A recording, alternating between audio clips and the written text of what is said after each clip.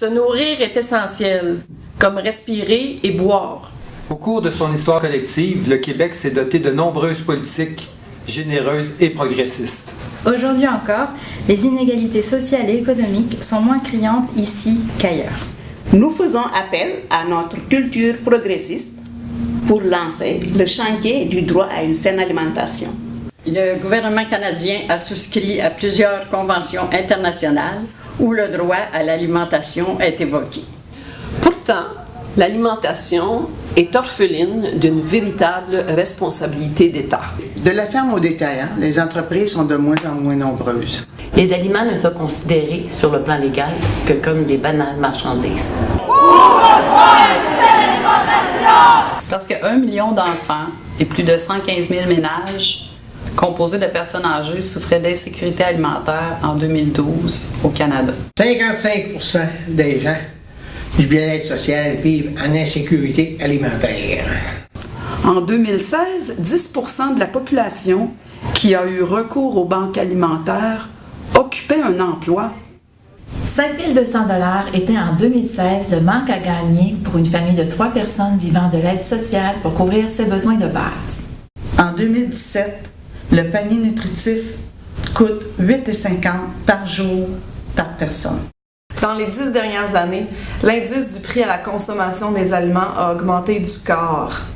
50% de ce que mangeaient les Canadiens en 2013 provenait d'aliments ultra transformés. Les 2/3 de la population canadienne est obèse ou a une surcharge pondérale. Collectivement, ça nous coûte plus de 5 milliards par année en soins de santé. 500 multinationales contrôlent 70% des affaires alimentaires du monde. Les 10 plus grandes génèrent un revenu annuel de plus de 450 milliards de dollars.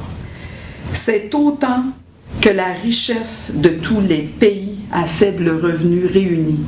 45% des gens du Québec habitent dans un secteur à faible accès au commerce alimentaire. La conciliation travail-famille coûte 100 millions de dollars en soins de santé et ça nous écœure. Nous réclamons, au nom d'un bien commun alimentaire, la fixation du prix d'un panier d'aliments de base. L'accessibilité à des marchés de proximité, des jardins, des locaux de cuisine municipale et à des territoires de cueillette, de chasse et de pêche. Nous réclamons le financement accru des organismes communautaires en alimentation. Nous réclamons, au nom de toutes les citoyennes et de tous les citoyens de ce territoire, un nouveau guide alimentaire favorable à la cuisine des aliments de base. Un étiquetage pertinent, véridique, simple et clair. Nous réclamons des aliments sains dans les endroits publics et municipaux. Nous réclamons la taxation accrue des boissons sucrées et des aliments ultra transformés. Nous réclamons, au nom de la jeunesse, la réintroduction des cours de cuisine dans le programme de formation éducatif. Moi, je crois à la déclaration parce que je suis contre l'installation des fast-foods près des écoles. Parce que je crois qu'un enfant, le midi, devrait manger un bon lunch sain et pas du gras, du sucre, puis de la junk. Nous réclamons, au nom de la raison d'être de l'État, l'adoption de politiques alimentaires canadiennes et québécoises dans l'optique de la réalisation du droit à l'alimentation et l'adoption d'une loi cadre sur le droit à l'alimentation. Nous réclamons la modification de la mission de nos ministères de l'Agriculture et de l'Alimentation afin qu'ils assurent le droit à une saine alimentation. Nous réclamons un revenu décent couvrant les besoins de base, dont l'alimentation. Nous réclamons une politique familiale québécoise favorable à la conciliation travail-famille.